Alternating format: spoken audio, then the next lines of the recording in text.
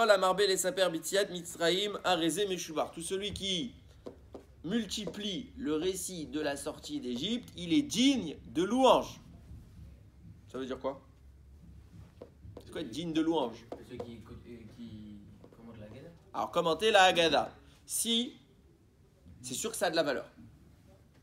Mais on va pas dire que quelqu'un qui vient, fait comme ça, il n'a rien préparé, rien, tranquille. Il a ouvert un livre et il a fait de l'effort. Il s'est couché très tard. Il a lu, il a fait des commentaires, il a expliqué. Bon, c'est bien, c'est hyper important. Il est digne de louange. Ce type-là, c'est genre, waouh! Digne de louange, ça veut dire dans le ciel, on te dit, celui-là. C'est quoi être digne de louange? Ça veut dire qu'il est resté très tard. Très tard. Alors, si je fais. Alors, je vais faire quoi? Alors, venez, on fait quoi à Pessah? Parce que nous, on a une obligation jusqu'à Khatzot. D'accord, c'est d'ailleurs, je suis. Ouais, Khatzot, on n'a pas le droit de dépasser. C'est ça qu'il faut faire attention. Donc, le gars, il fait quoi? Pour rester tard, il prend Shemot et il commence. Et il lit tout Shemot jusqu'à la sortie d'Égypte, jusqu'à Béchalar. Il a tout lu. Tu peux pas lire plus que ça. Donc, le gars, c'est un bon lecteur. C'est ça, digne de louange. Un bon lecteur. Rav Baruch Moscovitch, il écrit, c'est quoi être digne? Du moins, c'est essayer. On n'a pas dit qu'on va toujours y arriver. Mais c'est d'être capable de remarquer ce que la Torah n'a pas dit. La Torah, il explique comme ça, et on verra un peu plus loin après encore, la Torah n'a dévoilé qu'une toute petite partie de la sortie d'Égypte. Des miracles, mais il y en a eu des tonnes d'autres. Des tonnes d'autres. Et nous, on doit être capable de les voir. Il en donne un. On doit être au moins capable de les chercher. Il en donne un. Il dit, réfléchissez, vous êtes un roi. Vous êtes le roi. Et il y a un gars, comme ça, il vient avec un bâton. Déjà, ce type-là, il avait été sanctionné de peine de mort en Égypte. Rappelez-vous que Moshe Rabbeinu, il a fui l'Égypte parce qu'il avait tué un Égyptien. Donc, techniquement, il devrait le tuer. Bon, ou ils ont oublié tout ça, admettons. Vient un gars comme ça devant le palais royal. Mon roi, je vous demande de libérer toute votre source de revenus, à savoir vos esclaves. Vous les libérez tous. Pourquoi ça? Dieu a dit. Bah, tant mieux. Moi, je te crois pas, je ne connais pas ton Dieu. C'est ce qu'il a dit Paro. Ouais, il a dit ça Paro. Déjà, il est gentil Paro, il a pas réagi avec Moshe. Moshe, il dit, mon roi, faites gaffe. Là, il change de ton. Avec respect toujours, mais il dit, faites gaffe. Si vous libérez pas comme Hachami vous a dit, alors on va vous taper la tête. Tu parles comme ça au roi. Tu menaces le roi.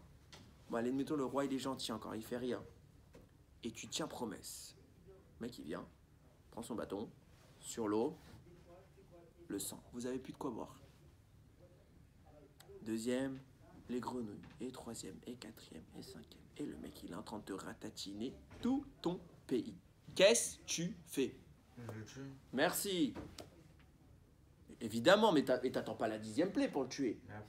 T'attends direct. Déjà, il t'a dit libère ou je m'attraque. Bon, il a pas manqué de respect, Moshe. Il a été très très respectueux. Donc déjà, le gars, tu commences à le faire surveiller. C'est peut-être un ennemi. Et en effet, c'est un ennemi. Il est en train de te détruire ton pays. Bah, règle le problème. Débarrasse-toi de l'ennemi. Parce qu'il sait que c'est juste en vrai, c'est juste un pion. Parce qu'en fait, c'est pas lui qui fait. Mais Paro, s'il savait ça, il aurait libéré les Égyptiens, les Bnei Israël. Il s'y croit en Dieu. Il libère les Bnei Israël. Jusqu'à la fin, Paro est sûr et certain que Moshe est un sorcier. Ouais, il y croit pas. S'il croit en Dieu. Mais quand il a vu les secrets et tout, Et il croit en Dieu. S'il croit en Dieu, il libère les Bnei Israël. Si c'est Dieu, c'est Dieu. Maintenant, il croit pas en Dieu. Il va dire Mi Hachem. C'est qui Hachem? Je ne crois pas. Moi, je connais pas ce mec. Comme ça, il va dire. Nous, on peut croire en Dieu et par exemple faire une faute. Oui, mais il y a un moment où la manifestation, moi je te dis tu fais une faute, maintenant je te fais un miracle. Au moment du miracle, tu acceptes que c'est Dieu et tu acceptes de te soumettre. Lui, il s'est pas soumis. Pourquoi? Il y croit pas. Alors sa fille, tu le connais? Hein? Sa fille, elle devait te tenir. Parce que son Sa fille devait le tenir. Oui. Comment ça? Son petit-fils. Son Ils petit-fils. sont morts. Non, Bitia, elle est pas morte. Voilà. Mais elle l'a pas empêché, Bitia, tu crois quoi? Allez, remettez-vous en scène. Hein. On est à l'époque où les femmes, elles parlaient pas. Hein. Non, mais c'est pas misogyne, c'est une époque. Le roi, c'était le roi. Le roi, il ouvre sa bouche, il tue qui il veut. Mais Paro, vous savez, c'était qui? Et même Bitia, elle peut pas avoir d'argument face à un homme qui est en train de détruire l'Égypte. Ah, parce qu'il était sûr de lui. Et d'autant que c'était pas ça, hein. Parce qu'il était sûr de lui, parce qu'avec il avait déjà tué tous les enfants garçons. D'accord, mais non. Vous répondez pas à la question, les garçons. Je vous dis, il y a quelqu'un, il est en train de mettre une bombe nucléaire dans ton pays. Ok? Tu l'as dans ton champ de mire. Tu fais quoi? Dans ta ligne de mire, je cherchais le mot.